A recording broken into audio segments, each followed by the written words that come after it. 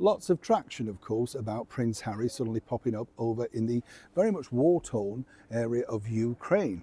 Did seem odd, didn't it? But more about that later. But what was fascinating was, literally as ever with Harry, as we saw recently with the battle to get his visa details exposed by a particular foundation, they failed. And this really has given Harry a lot of confidence, let me tell you. He believes he's, well, quite frankly, above all else, and as ever we have to say allegedly. But as you can imagine, there was a really big hard push on that, and they failed to get it. Now, as you know, Harry was over back in London this time fighting His Majesty's government, i.e. his father's government, all about the protection for him, his wife and his 2 children, who we never see. And of course, Harry basically came over with his body protection people and nobody knew he'd arrived. Up until the point of being seen, he was very much under the radar, right? So again, contradictory in terms. If you could do it without that, why do you need all of this protection at great expense? But Harry, according to a very well-placed source, now believes that, well, he could win it on this particular tact. As ever, let me explain. Morning, good to see you, chums. Thank you so much for your time. Nice to have your company. It's a funny thing, isn't it, when you look at things like this. Oh, and by the way, can I just say thank you for supporting By Royal Appointment. Glad you enjoyed it. As I often say, a chance to delve deeper into some of the stories. Amazing what you find out when you go and interview people. And amazing of the people that you see, because consequently you do come away thinking, wow, I didn't know that.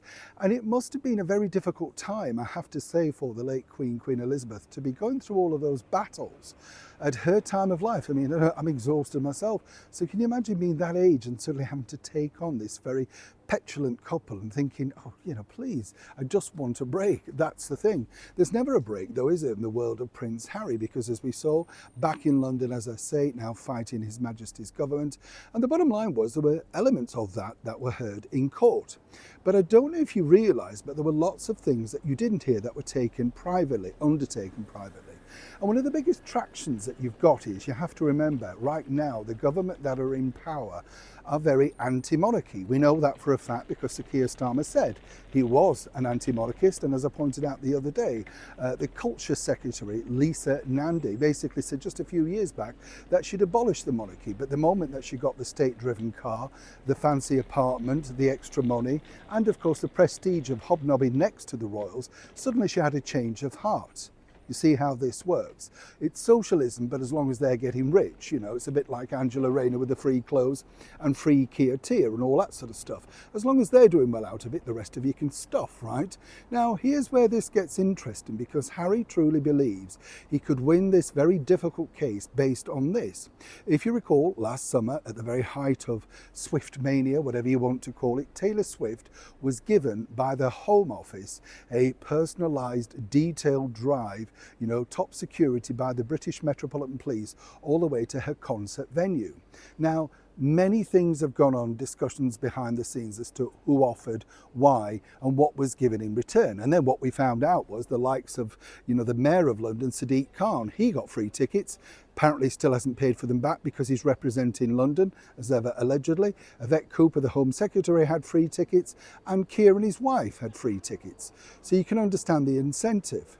Now, according to that very and extremely well-placed source inside the court, I was told that Prince Harry is using this as a tactical move against the government to say, well, what is the difference between a pop star from America and the youngest son of the king receiving the same treatment? She got that. It's exactly the same thing. Now, as we also know, Harry's team have said that his life is in danger back here in the United Kingdom, which is a farce in itself, as I said at the start of the video. But apparently that's the belief.